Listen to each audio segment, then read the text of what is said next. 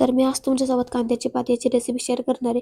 जर तुमच्याही घरात हिरवा भाजीपाला कोणी खात नसेल ना, तर अशा प्रकारे बनवायचं ना, की ज्याला आवडत नसेल ना, त्याने पण आवडून खाल्ली पाहिजे. तर कांद्याची पात बनवण्यासाठी ना, सगळ्यात अगोदर कांद्याची पात आहे ना, ती छान अशी बारीक कापून घ्यायची व तिला स्वच्छ धुवून घ्यायची. त्याच्यानंतर त्यातलाच कांदा जो असतो ना कांद्याची पातचा, तो पण छान असा बारीक कापून घ्यायचा. त्याच्यानंतर लसूण असतो ना, तो पण बारीक कापायचा, तो थोडा जास्तच घ्यायचा. त्याच्यानंतर जी तुरीची डाळ असते ना, ती मी अर्ध्या तासापासून भिजत घातली होती स्वच्छ धुवून. पाण्यातच भिजत घालायची अर्धा तास, ती सॉफ्ट व्हायला पाहिजे, थोडी नरम. त्याच्यानंतर कढईमध्ये तेल टाकायचं. तेलात थोडं जिरं टाकलं व ते छान तडतडू दिलं. त्याच्यानंतर जो लसूण होता ना बारीक चिरून तो टाकला व त्याला छान लाल होऊ दिला तेलातच.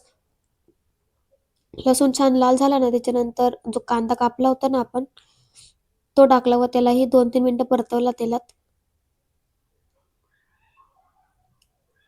1-2 मिनिटं झालं ना, जे तुरीची डाळ होती ना, त्याच्यातलं पाणी काढून ती टाकली मी तेलामध्ये व तिलाही 3-4 मिनिटं छान परतवायचं.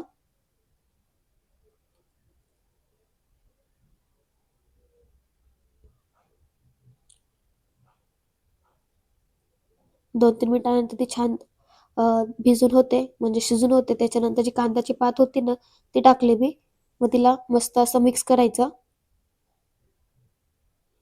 व तिला तेलातच छान प्रकारे शिजू द्यायचं 5-1 मिनिटं.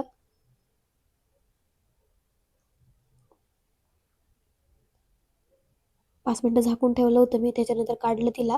परत एकदा मिक्स करायचं. ती छान अशी ना आवरून होते, म्हणजे नाही का, जास्त क्वांटिटीची कमी क्वांटिटी होते. त्याच्यानंतर तिला मिक्स करून ना मी त्याच्यात शेंगदाण्याचा कुट्टा असतो ना, तो टाकलाय. म्हणजे शेंगदाण्याचं कूट बनवायला ना शेंगदाणे अजून भाजले.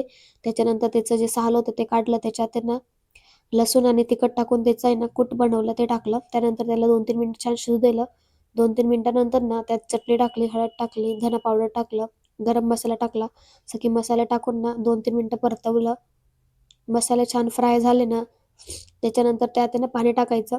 पाणी एवढं टाकायचं की तुम्हाला जसं सार हवं असेल तर जास्त पाणी टाकायचं. जर कोरडी हवी असेल ना, की एवढंच पाणी टाकायची की तेवढ्यात नुसतं शिजून होईल, बस एवढंच पाणी टाकायचं.